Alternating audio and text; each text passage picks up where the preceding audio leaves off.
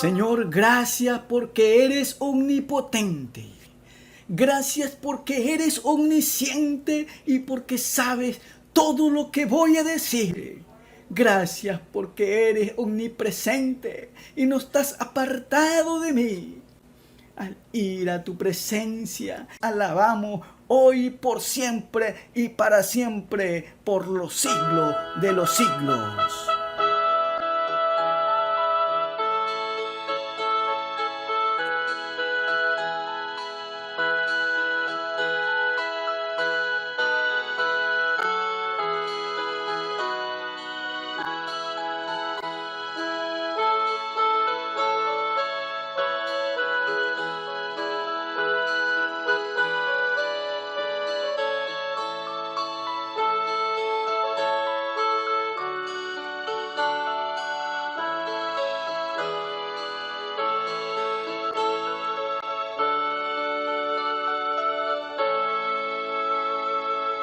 Con ese mismo ánimo, con ese mismo gozo, con ese mismo sentir de seguir alabando el nombre de nuestro Dios, vamos a escuchar la palabra del Señor a través de los labios del pastor Eliezer Bajaña. Escuchemos con mucha quietud y reverencia. El Día del Padre surge el 19 de junio de 1909 en Estados Unidos. Sonora Smart Dog quiso homenajear a su padre porque su madre, esposa de don Ernest Smart, murió en el parto de su sexto hijo. Al quedar viudo don Henry Smart, se hizo cargo de la educación de sus 6 niños. Sonora Smart, su hija, se dio cuenta que su padre había sido todo un ejemplo y propuso la fecha de su nacimiento para celebrar el Día del Padre. Muchos acogieron esta idea con entusiasmo en diversos condados hasta que el presidente Calvin Coolidge, como dice la historia, apoyó la idea en 1924.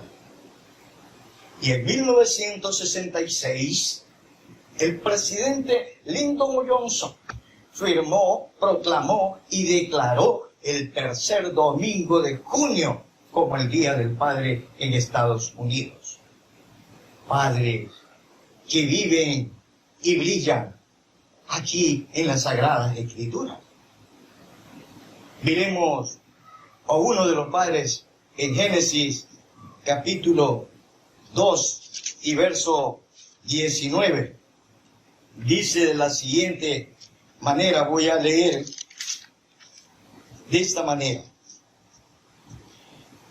Jehová Dios formó pues de la tierra toda bestia del campo y toda ave de los cielos, y las trajo a Adán para que viese cómo las había de llamar, y todo lo que Adán llamó a los animales vivientes, ese es su nombre. Dios confirma lo que había dicho al hombre en el capítulo 1, 26, y señorear sobre la tierra y sus criaturas. Adán gozaba de toda la confianza de Dios. Adán era un gran administrador del huerto de Edén. Adán señoreaba sobre toda y sobre toda la tierra. En toda la tierra señoreaba. Adán entonces brilló hasta que rápidamente la naturaleza pecaminosa, por su descuido, se desarrolló. Y el sabio e inteligente Adán no administró bien su hogar, descuidó, desobedeció a Dios, trajo el pecado a la humanidad. Caín mató a su hermano Abel, la familia total se desintegró. Qué terrible todo esto, lo que pasa. Adán brilló, mire, brilló de esa manera, pero una simple desobediencia tan rápido degenera la vida del creyente. Por pequeño que sea el pecado, crece hasta el descontrol, y eso es lo que pasó con Adán. brille mejor permitiendo que Dios le ayude con sus pecados pequeños antes que se conviertan en tragedia. Notamos también otra clase de padre, David, un hombre exitoso con los de afuera. Era un padre, un rey temeroso de Dios, valiente, luchador, este hombre.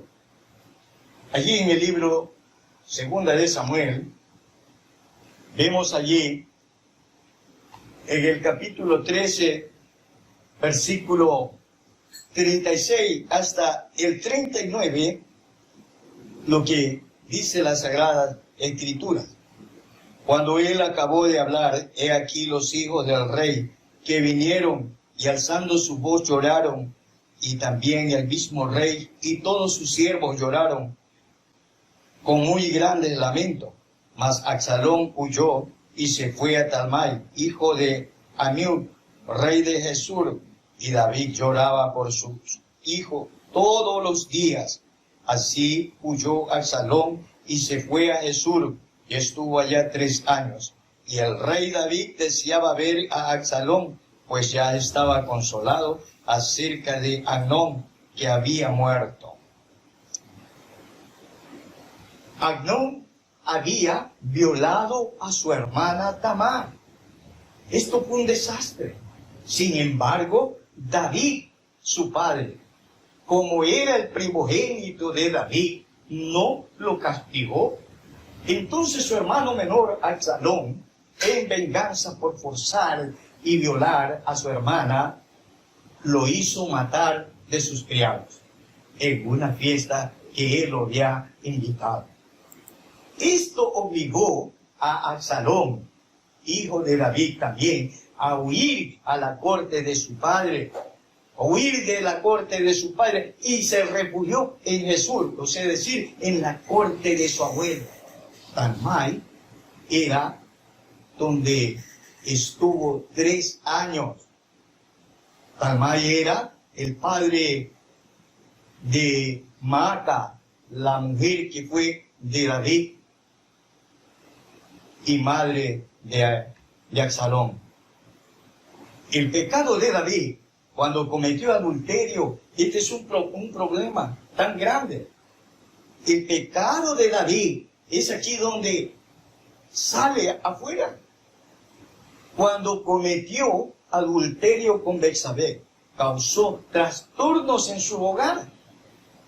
Y las fallas que tuvo como padre afectaron la conducta de sus hijos. Notes eso. A pesar de ser David el rey, el mejor rey en toda la historia de Israel, a pesar de ser David el que más cantos o salmos escribió para Dios, a pesar de que el rey David llegó a poseer más tierras que ningún otro rey, pasó esto. Un pequeño descuido al fracaso lo llevó David. ¿A quién? A toda su familia. Un pequeño descuido. Esto es lo que lleva al fracaso a la familia. Pero como buen padre, no dejó de influenciar. Entonces esto es importante. No dejó de influenciar la conducta de sus hijos. De manera que los hijos de David fueron totalmente responsables de sus propias acciones. Es decir, después que nosotros formamos a nuestros hijos y le formamos su destino, culpables ya no somos nosotros, responsables son los hijos que hacen un nuevo destino con las juntas o las malas asociaciones con quienes se tienen o se encuentran. Nuestra conducta puede ser muy buena, con mucha influencia en el hogar, pero un pequeño descuido nos puede llevar al fracaso o desintegrar la familia. La conducta de un buen padre puede influenciar la conducta de sus hijos. Ellos son los que reciben las bendiciones en el hogar como consecuencia de la conducta de nosotros los padres. Otro modelo de padres, José y María, la Sagrada Familia de Jesús, padres de virtud, de excelencia, de amor. San Lucas, capítulo 2, versículo 49 hasta el 50. Allí encontramos esta historia maravillosa también de lo que nos narra las Sagradas Escrituras. Dice así de esta manera: entonces él le dijo, ¿por qué me buscáis? ¿No sabíais que en los negocios de mi padre me es necesario estar? Mas ellos no entendieron las palabras que les habló. María, la madre de la humanidad de Jesús, temerosa de no ser lo bastante cuidadosa con el niño que Dios le dio, lo buscó desesperada, pero ella buscaba a un niño, no al joven que sorprendía a los líderes religiosos. Esta es la primera insinuación, que Jesús era el Hijo de Dios. A pesar que Jesús dio a entender que él conocía a su verdadero Padre, Jesús no rechazó a sus padres de la humanidad. Jesús volvió a Nazaret con María y José y vivió bajo su autoridad por otros 18 años. Jesús declaró que sus padres dedicaron su tiempo, talento y esfuerzo. Declaró que velaron por su formación, por su moral y por su intelecto. Él mismo dice que cuidaron y formaron en él un estilo de vida. ¿Cómo responden hoy los hijos débiles y necios de este mundo que desobedecen a sus padres? ¿Cómo pueden responder? Déjeme decirle que aunque Jesús era el mismo Dios, Él estuvo sometido a sus padres terrenales, es decir, que los padres terrenales de Jesús tenían autoridad sobre Él aquí en la tierra. Un ejemplo de vida que conviene a los hijos de Dios en conformidad con Cristo. El cristiano no desprecia las relaciones humanas de ninguna manera, ni las responsabilidades familiares. Si Jesús, siendo Dios, se relacionó con las personas para hablar del reino de Dios y obedeció a sus padres terrenales, ¿cuánto más nosotros debemos honrar a nuestros padres para que todo nos vaya bien? El gran deber de los hijos es obedecer a sus padres.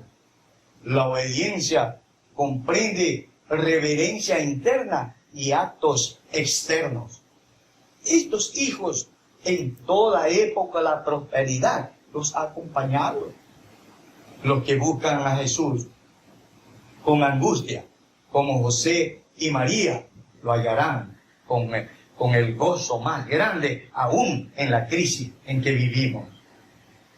Otro de los padres, Elcana y Ana, padres que vivían en el montón.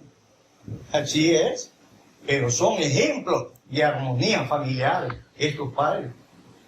Primer libro de Samuel, capítulo 1, versículo 21 y 22.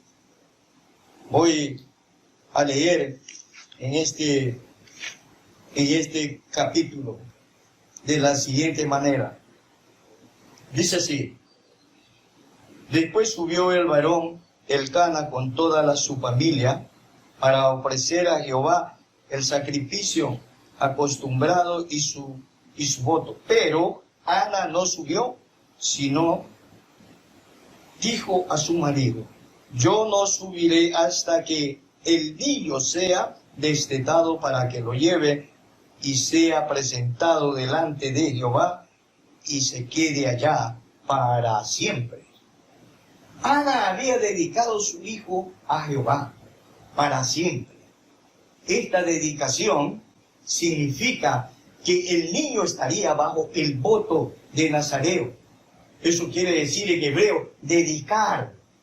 Elcana y Ana estaban totalmente de acuerdo, esos esposos, qué maravilloso. Estaban de acuerdo en casa, porque todo era bajo la dependencia de Dios. estaban de acuerdo sin imponer criterios o intereses personal como padres. ¡Qué maravilloso! Ellos estaban de acuerdo cada uno porque entendían perfectamente su rol de padre.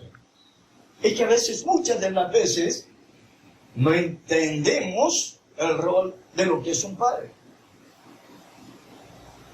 Y el padre es el que da la instrucción y la madre es la que da la dirección. Y eso usted lo puede encontrar en la Biblia, en Proverbios, capítulo 1, verso 8. Pero, ¿qué instrucción le da el padre? ¿Cuál es la instrucción? Recordemos que la instrucción es el caudal de conocimiento adquirido del padre para transmitirle eso a sus hijos. Hoy hablan de valores. ¿Qué valores? Si ni siquiera saben el rol de padre. ¡Qué terrible! Y la madre, no se diga, la dirección. Tener hijos, qué bonito. Pero ¿qué es la dirección? Es la línea imaginaria que debe tener la madre, establecida dentro del hogar, entre dos puntos, es decir, entre ella y sus hijos. Su hijo se lo manda a tal lugar, se controla el tiempo, si se demora, algo pasó, o se quedó en un lugar. Y ahí está, para de inmediato corregir. Hoy no hay nada de eso. Entonces, tenemos una sociedad totalmente inmunda y le echan las culpas a todos los padres.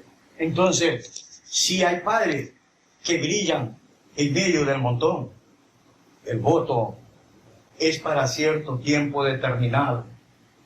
Ana lo dedicó todos los días de su vida a su hijo, totalmente a Jehová. Los símbolos de esta dedicación representaban la entrega de sus emociones, a tenerse de vino, la entrega de su voluntad, no cortarse el pelo, y la entrega de su intelecto, no tocar ningún muerto. El hombre es tripartito, de manera que tenemos intelecto, emociones y voluntad.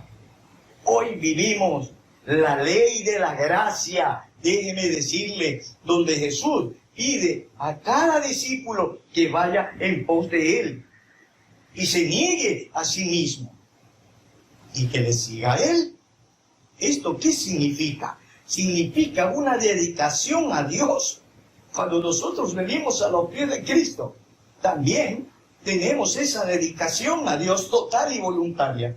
Después que aceptamos a Cristo como nuestro Salvador, debemos seguirle, adorarle y honrarle con nuestro intelecto, con nuestras emociones y con nuestra voluntad. Hay padres en la Biblia que no pudieron gobernar sus propias casas. Esto es importante, pero fueron candiles de la calle. Enseñaron a otros y descuidaron a sus hijos. Y ese es el problema, que algunos enseñan a otros, pero en su casa, allí está el desastre. Yo conozco mucha gente, profesionales, que enseñan o dan conocimiento a otros, pero en su casa es un desastre. Felicitaciones a los padres cristianos del mundo que denotan la diferencia en la sociedad que vivimos. Felicitaciones a aquellos padres de nuestro templo evangélico Getsemaní. Padres que brillan en este mundo son los que oran, déjeme decirle. Padres que brillan en este mundo son los que oran por el futuro de sus hijos. A pesar de muchas horas de trabajo, cansancio y compromiso, hacen tiempo para estar con sus hijos. Depositan sus temores, debilidades y confianzas en Dios, enseñando e involucrando a sus hijos desde muy temprano a ser honestos y a servir a Dios. Que así sea.